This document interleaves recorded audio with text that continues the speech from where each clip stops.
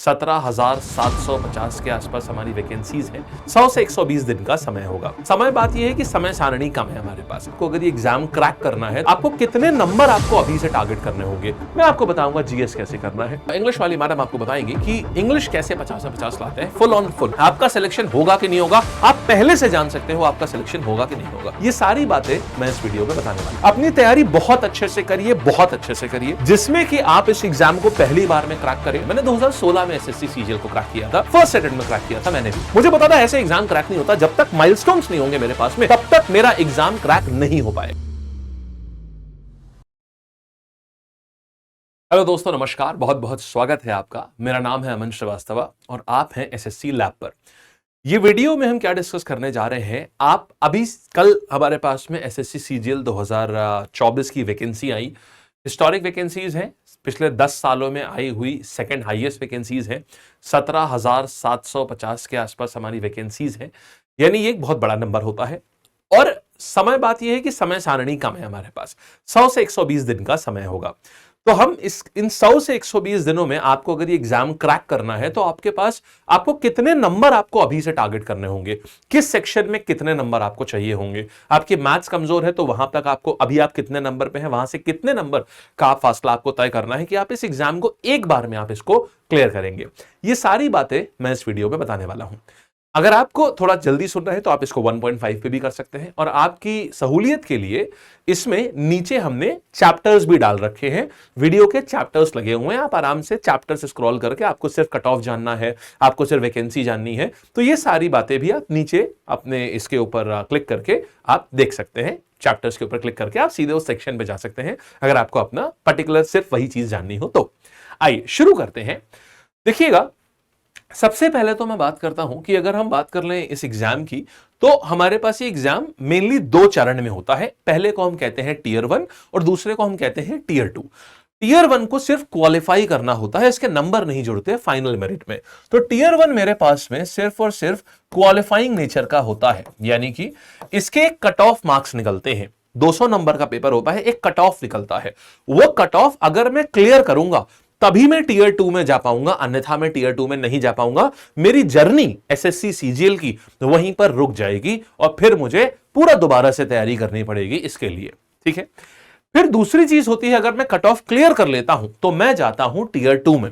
अब टीयर 2 में मेरे जितने भी नंबर आते हैं उसी अनुसार मुझे मेरी रैंक मिलती है, या मेरा सिलेक्शन होता है या नहीं होता है, ये टीयर 2 के नंबर डिटरमाइन करते हैं, और यहीं से ही फाइनल मेरिट बनती है, ठीक है। तो हम एक बार पहले यह देख लेते हैं कि आखिर टीयर 1 अगर मुझे क्लियर करना हो तो मुझे उसके लिए कितने मार्क्स की आवश्यकता होती है। तो अगर एक बार आप पिछला ट्रेंड अगर आप यहां पर देखेंगे, ये पिछले 5 साल के यहां पर चीजें यहां रखी हुई हैं। 2019 की बात करेंगे तो 2019 में 147 कट ऑफ गया था। ये सारा कट ऑफ 200 नंबर में है और सारे नॉर्मलाइज्ड मार्क्स हैं, माने रॉ स्कोर के बाद जो नॉर्मलाइज्ड मार्क्स होते हैं वो होते हैं जो फाइनल मार्क्स होते हैं टीयर 1 के। तो अगर आपको प्रीलिम्स क्वालिफाई करना है इसका, तो 200 में से 147 मार्क्स चाहिए। 200 में यहां 2020 में इसका पेपर नहीं हुआ था कोविड के कारण। 23 मार्च को ही पूरे देश में लॉकडाउन लगा दिया गया था। 23 मार्च 2020 को पूरे देश में लॉकडाउन लगा दिया गया था, तो सीजीएल उस साल नहीं हो पाया था। 2021 की बात करें तो यहां पर कट ऑफ जो है वो थोड़ा सा कम आया और ये 130 हो गया। फिर इसके अगले साल माने 2022 की बात करें तो कट ऑफ और कम हो गया, 114। जहां कट ऑफ हर साल बढ़ते जाते हैं, यहां का कट ऑफ कम हो गया। ऐसा क्यों हुआ? ऐसा इसलिए था क्योंकि यहां पर अगर आप यहां देखेंगे, यहां खासा सबसे कम कट ऑफ आया था, क्योंकि यहां पर वैकेंसी आज तक की सबसे ज्यादा वैकेंसी आई हुई थी, इसीलिए यहां का कट ऑफ भी सबसे कम गया था। यहां पर ऐसे लर्नर्स भी सिलेक्ट हो गए थे जो कि एवरेज अबव एवरेज थे पढ़ाई में, उनका भी सिलेक्शन हो गया था, क्योंकि एक बार ये किस्मत मुस्कुराती थी उनके ऊपर। इतनी सारी वैकेंसी जब आती है, तो अगर आप टॉपर नहीं भी हैं आप पढ़ाई में, तो भी क्योंकि वैकेंसी बहुत ज्यादा है तो बहुत सारे लोगों की भर्ती होनी होती है। तो अगर आप एक अबव एवरेज व्यक्ति हैं पढ़ाई में, तो भी आपका सिलेक्शन वहां पर मुमकिन हो जाता है, जो कि यहां पर हुआ था। 2023 में जो कट ऑफ गया था पिछले साल, यहां पर 150 कट ऑफ गया था, यानी सबसे हाईएस्ट गया था आज तक का। तो ये कट ऑफ की साइकिल है जो कि हमको यहां पर देखने को मिली है। अब इसके बाद हम और आगे आते हैं, देखते हैं कि देखिए क्या इनका वैकेंसी से कोई ताल्लुकात है। अगर हम वैकेंसी के ऊपर नजर डालेंगे 2019 में 147। हम देख रहे हैं कि इस बार कितना तक हो सकता है, क्या रहेगा क्राइटेरिया कट ऑफ का। अगर हम देखेंगे 2019 में 9500 वैकेंसीज थी तो 147 कट ऑफ था। 2020 में पेपर नहीं हुआ। 2021 में हम देखेंगे 7,500 के आसपास वैकेंसीज थी तो 130 कट ऑफ हो गया। अच्छा, फिर आप देखिए 37,000 वैकेंसी निकली थी कुल मिलाकर के 37,000, तो कट ऑफ 114 हुआ। और पिछली बार अगर देखेंगे तो 8,415 वैकेंसी थी जिसपे 150 हुआ। यानी इस बार क्या हो रहा है, यहां पर वैकेंसी दुगनी है, तो ये कट ऑफ में तो कमी आएगी, ये तो बात तय है कि यहां पर कमी आएगी। और कितनी आएगी ये लगभग लगभग आपको जो मान के चलना, अभी कट ऑफ तो कोई नहीं बता सकता, लेकिन आपको मान के चलना है कि 140 से ज्यादा कट ऑफ, 130 से भी 130 के आसपास जाएगा, 135 हो सकता है, 136 ऐसे करके जाएगा। बट वो तो बाद में पता चलेगा कि 132 से लेके 138 के बीच में कहां तक गया। लेकिन सेफ साइड हमको अपने को 140 से ऊपर ही मान के चलना है कि 140 से ऊपर तो हमको लाना ही लाना है, क्योंकि मेरे पास वैकेंसीज बहुत ज्यादा है इस बार। तो हमें मान के ये चलना है कि हमको 142 144 के ऊपर अपने नंबर रखने हैं। ठीक है, अब देखिए ये भी आपको बता दूं, हमें यहां पर इतने ये रेंज के ऊपर ही हमेशा नंबर रखने हैं। साथ ही में आपको ये भी बता दूं यहां पर कि कभी भी कोई भी लर्नर अगर सिर्फ प्रीलिम्स क्लियर कर लेता है, यानी टियर 1 क्लियर कर लेता है, तो वो सबसे बड़े चक्रव्यूह में फंस चुका होता है। क्यों, समझिएगा। अगर कोई भी व्यक्ति टियर 1 क्लियर कर लेता है और वो टियर 2 तक पहुंचता है और टियर 2 नहीं क्लियर कर पाता है, क्योंकि टियर उसने प्रीलिम्स को जस्ट क्लियर किया हुआ होता है। तो प्रीलिम्स अगर आपने जस्ट क्लियर किया और प्रीलिम्स के बाद आपको सिर्फ 1 महीना मिलता है, 1 से 1.5, लगभग 1.5 से 2 महीने मिलते हैं, लेकिन इस बार कम टाइम मिल रहा है। इस बार लगभग 1.5 महीने के आसपास मिल रहा है। नॉर्मली 2 महीने मिलते थे मेंस की तैयारी करने के लिए। तो इस बार आपको इसकी जो तैयारी है, ये आपको पहले से ही आपको तैयारी बहुत अच्छे से करनी पड़ेगी, क्योंकि अमूमन पिछले 8-9 साल से मैंने ये चीज देखी हुई है कि सिलेक्शन सिर्फ उसी का होता है, सिलेक्शन सिर्फ उसी का होता है, मेनली आमतौर पर उसी का होता है जिसके प्रीलिम्स का जो कट ऑफ होता है उससे कम 20-25 नंबर ज्यादा होंगे, तभी हो सकता है। हाँ, एक्सेप्शन हो सकते हैं कि आपके किसी जानने वाले का 2-3 नंबर ज्यादा था कट ऑफ से, फिर भी उसका सिलेक्शन हो गया। लेकिन अमूमन आमतौर पर सिलेक्शंस जो होते हैं वो जब तक आपका कट ऑफ से कम 15 नंबर ऊपर ना हो, 15 और ज्यादा नंबर ऊपर ना हो, मिनिमम 15 नंबर तक और ऊपर है, तो सिलेक्शन के चांसेस आपके काफी ज्यादा बढ़ जाते हैं। उसका लॉजिक सिंपल है, क्योंकि आपकी तैयारी ऑलरेडी अच्छी खासी है। तो बचा हुआ प्रीलिम्स और मेंस के बीच का जो सर्किल है ना, आप उसमें अपने रिवीजन को टाइम दे सकते हैं और अपने स्कोर को और ऊपर कर सकते हैं। ये इसका सिंपल सा लॉजिक है। अच्छा, अभी मैंने बोला कि ये साइकिल बड़ा विशियस साइकिल होता है, माने बहुत ही खराब सर्कल होता है अगर आपने प्रीलिम्स क्वालिफाई कर लिया और मेंस नहीं गए, मेंस नहीं क्लियर कर पाए। क्योंकि प्रीलिम्स क्वालिफाई करके आपको ये लगता है कि आप पूरा मेंस तक तैयारी करते हो, मेंस का रिजल्ट का वेट करते हो, इसमें आपका बहुत ज्यादा समय जाया हो जाता है। और जब तक इतना ज्यादा समय जाया हो जाता है कि आपका पढ़ाई से पूरा मन हट चुका होता है, और फिर अगर पता चलता है कि आपका मेंस नहीं निकला है, तो आपको पूरा साइकिल दोबारा से शुरू करना होता है। और वो लर्नर्स का मन नहीं करता दोबारा से शुरू करने का, क्योंकि ऑलरेडी वो पढ़ाई से दूर रह चुके होते हैं काफी टाइम से। 2-3 महीना उनका ऐसा हो चुका होता है जिसमें पढ़ाई से दूर रहते हैं। इसीलिए बहुत जरूरी है कि आप अपने प्रीलिम्स के नंबर को ही इतना स्ट्रांग रखिए कि आपका सिलेक्शन पहली बार में हो, आपके नंबर्स पहले से ही इतने अच्छे हो कि आपका प्री और मेंस दोनों ही आपका एक बार में निकल जाए। क्योंकि ज्यादा कोई नहीं क्या जानता, हो सकता है अगले साल वैकेंसी 4,000 4,500 हो जाए। तो जब ज्यादा वैकेंसी आती है तो अपनी तरफ से भी मेहनत को झोंक दीजिए, बहुत ज्यादा मेहनत डालिए। अब देखिए, अब यहां पर एक चेक पॉइंट लगाना बहुत जरूरी है कि मुझे कैसे पता चलेगा कि मेरी जो मेहनत है वो सही दिशा में जा रही है कि नहीं जा रही है। इसके लिए देखिए मैंने कुछ माइलस्टोन बनाए हुए हैं। अगर आप इन माइलस्टोन को देख करके अपने आप जान सकते हो कि आपकी दिशा सही है या नहीं सही है। देखिए, आप यहां पर अगर आएंगे, आपको कितने कितने नंबर चाहिए होते हैं आपको पेपर क्लियर करने के लिए। एक बहुत महत्वपूर्ण सवाल आता है कि आखिर मुझे कितने नंबर चाहिए होंगे कि मैं इस पेपर को पूरी तरीके से क्लियर कर पाऊं। तो देखिए, आपको क्वांट्स में नंबर चाहिए 38 से लेकर के 42 नंबर तक आपको चाहिए। ये एक रेंज दी हुई है। अगर आप इसके बीच में आते हैं, आपको मैंने 4 रेंजेस दी हुई हैं। रीजनिंग में आपको इस रेंज के बीच में आना होगा, 42 से 46 के बीच में आना होगा। जीएस में आपको 28 से 32 के बीच में आना होगा, और इंग्लिश में आपको 40 से 44 के बीच में आना होगा। अगर आप इन रेंज को आप पा लेते हैं तो आपका सिलेक्शन तय है। आप इसमें यह भी जान सकते हैं कि अगर आप किसी पर्टिकुलर सेक्शन में, फॉर एग्जांपल अगर अभी आपके जीएस में इतने नंबर नहीं आ रहे हैं, आपको तुरंत पता चल जाएगा सिलेक्शन लेने के लिए आपको क्या टारगेट करने की जरूरत है। अगर आपके मान लीजिए रीजनिंग में नंबर नहीं आ रहे हैं, तो आपको पता चल जाएगा कि आपको क्या एम करना है। इससे आपके पास एक बेंचमार्क मिल जाएगा आपको कि आपको कितना स्कोर करना है। ये आपके पास पहले से अवेलेबल है। ये आइडियल स्कोर होते हैं कि आपको ये रखना ही रखना है। मेरी बात को फिर से ध्यान से सुनिएगा। आपको टीचर नहीं बनना है, इस बात को ध्यान दीजिएगा। आप सिर्फ मैथ्स ही करते रहेंगे, मैथ्स ही करते रहेंगे, शायद आपको लगे पहले मेरी मैथ्स कमजोर है, मैथ्स को बहुत स्ट्रांग कर लेता हूं फिर आगे जाएंगे। देखिए, अगर आप एक सब्जेक्ट में पारंगत बन जाएंगे तो आप टीचर बनेंगे, आप कभी सिलेक्शन नहीं ले पाएंगे। आपने देखा होगा लर्नर जो बहुत पढ़ता है ना, वो उसका सिलेक्शन नहीं होता कि इस टीचर से भी पढ़ लिया, उस टीचर से भी पढ़ लिया, उसके वहां कुछ और अच्छे सवाल मिले, या उन्होंने और ज्यादा कॉन्सेप्ट पढ़ा दिए, उन्होंने और बड़ी बड़ी बातें पढ़ा दी, तो आपको लगता है कि जो और ज्यादा और बड़ा या और डिफिकल्ट पढ़ा रहा है इसका मतलब वो सही है। देखिए, बहुत ज्यादा और बहुत बड़ा और बहुत डिफिकल्ट बन के आप बन तो जाएंगे, लेकिन आप टीचर बनेंगे। आप सब्जेक्ट पढ़ा सकते हैं, उसके बाद वो आप कभी भी एग्जाम नहीं क्लियर कर सकते, क्योंकि एग्जाम क्लियर करने के लिए बहुत ही लिमिटेड नॉलेज चाहिए और बहुत ही परफेक्ट कमांड चाहिए उस लिमिटेड नॉलेज के ऊपर। और आपको जैक ऑफ ऑल ट्रेड्स होना होता है, मास्टर ऑफ नन होना होता है, मतलब आपको सारे ही सब्जेक्ट्स के ऊपर आपका ठीक ठाक कमांड है आपका। तो इसीलिए आप देखिए यहां पर कहीं अगर आपके नंबर आते हैं ऑलरेडी 46 48, तो आपके पास एक अच्छी एज है और ज्यादा। तो ये आपको माइलस्टोन्स लेकर के चलने हैं। फिर टोटल स्कोर की अगर मैं बात करूं तो आपको कितना टारगेट करना होता है, अगर आप इन सबको जोड़ोगे, अगर आप इनको इनको इनको इनको ऐसे करके अगर आप जोड़ेंगे तो आप यहां पर पाएंगे, एक मिनट मेरी आवाज दिख रही है ना आपको, आ रही है ना आपको, ठीक है। अगर आप इसको, हाँ जी ठीक है, अगर आप इसको सबको जोड़ेंगे तो आपके पास कुल मिलाकर के नंबर्स जो हैं ये आपके पास एक बैंड मिल जाएगा। ये बैंड आपका 148 से लेकर के 162 तक की रहेगा, ठीक है। 148 से लेकर के 162 का आपके पास में बैंड आ जाएगा। ये वो बैंड है, इसको सिलेक्शन बैंड नाम देते हैं। इस बैंड को हम कहते हैं ये सिलेक्शन बैंड है। तो आपको इस सिलेक्शन बैंड के अंदर एंट्री करनी होती है। एक बार ही आप इस सिलेक्शन बैंड के अंदर आ गए, फिर आपको कोई नहीं रोक सकता, आपका पेपर बहुत अच्छा, आप पहली बार में आप इस एग्जाम को निकालेंगे।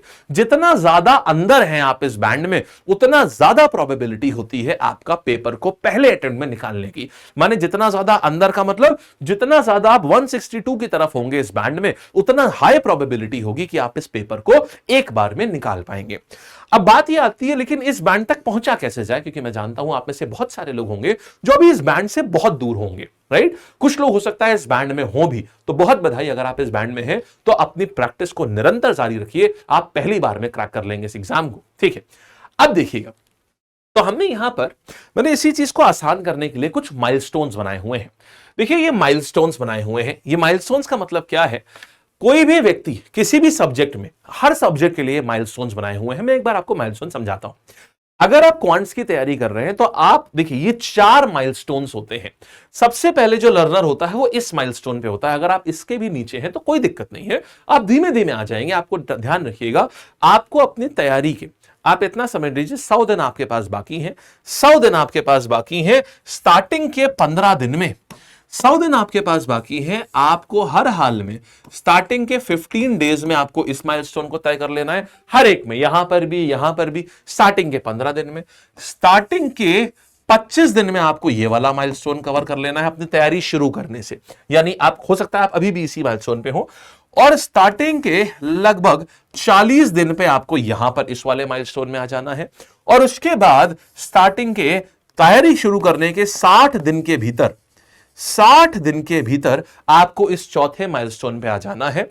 और फिर लगातार पुश करना है अपने आप को इस माइलस्टोन की एंड डिजिट की ओर। यानी अगर आप यहां पर आए तो बचे हुए जो 40 दिन हैं, 100 दिन बाकी हैं हमारे पास, 60 दिन हो गए, बचे 40 दिन, आपको पुश करना है कि आप इधर भी आ जाए, आप इधर भी आ जाए।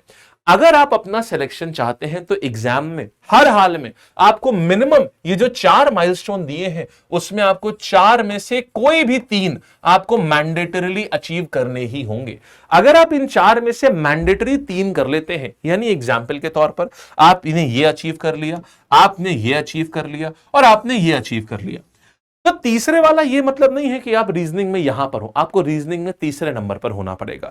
माने यहां यहां यहां, और रीजनिंग में आप यहां हो सकते हैं। या फॉर एग्जांपल आपने इसका कर लिया, रीजनिंग का कर लिया, इंग्लिश का कर लिया, जीएस में आप यहां हो सकते हैं।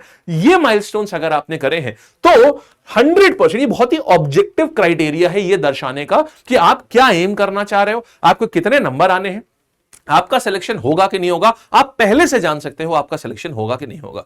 आप सोच रहे होंगे मैंने रीजनिंग का क्यों नहीं लिखा है। रीजनिंग के माइलस्टोन डिट्टो सेम है क्वांट्स वाले, तो रीजनिंग का जो भी माइलस्टोन्स हैं वो डिट्टो सेम है क्वांट्स वाले ही माइलस्टोन रीजनिंग के भी हैं, ये सेम माइलस्टोन आएंगे यहां पर।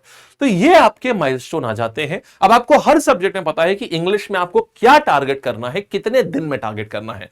अगर आप इसको टारगेट कर रहे हैं, अगर आप एक ऐसे व्यक्ति हैं जो कि मैथ्स में 30 से 38 नंबर तक अभी लेकर के आ रहा है, आप ऑलरेडी जीएस में आप 18 से 24 या 12 से 18 नंबर लेकर के आ रहे हैं, तो आप बहुत आराम से आप यहां तक। कई लोगों के साथ में दिक्कत ये आती है, जिनका सिलेक्शन होता है, मैं उनका बात बता रहा हूं, जिनकी सिलेक्शन होता है उनका स्कोर क्या रहता है, नॉर्मली वो लोग मैथ्स का माइलस्टोन टच कर लेते हैं, रीजनिंग का माइलस्टोन टच कर लेते हैं, इंग्लिश का माइलस्टोन टच कर लेते हैं, और जीएस में वो लोग यहां पर मिलते हैं। जिन लोगों का फाइनल सिलेक्शन होता है वो इस तरीके से मैथ्स का माइलस्टोन डन है, रीजनिंग का डन है, इंग्लिश का डन है, और जीएस में यहां पर होते हैं। तो ये एक ओवरऑल जितने भी बच्चे सिलेक्शन लेते हैं, ये उनकी कहानी है जो फाइनल सिलेक्शन लेते हैं। आपको ऐसा भी हो सकता है, अभी आपके यहां पर मैं बात इसकी कर रहा हूं कि आपको लगेगा शायद प्रीलिम्स तो क्लियर हो जाएगा 145 नंबर या 42 पे भी, लेकिन देखिए वही बात है, मैंने बोला ना, इस विशेष सर्कल में कभी भी मत फंसिए। अपनी तैयारी बहुत अच्छे से करिए, बहुत अच्छे से करिए, जिसमें कि आप इस एग्जाम को पहली बार में क्रैक करें। एक बार, ये बहुत ही थॉट ऑफ एनालिसिस है जिसमें मैंने पूरी डिटेल दी हुई है, आपको बहुत ही ऑब्जेक्टिवली बताया है कि कब आप कहां तक पहुंचोगे।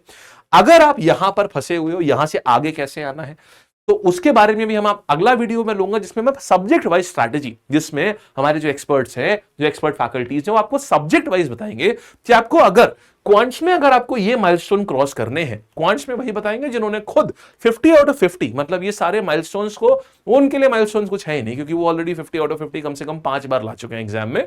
तो वो खुद बताएंगे कि क्वांट्स कैसे करना है, मैं आपको बताऊंगा जीएस कैसे करना है। इंग्लिश में इंग्लिश वाली मैडम आपको बताएंगी कि इंग्लिश कैसे 50 से 50 लाते हैं, फुल ऑन फुल।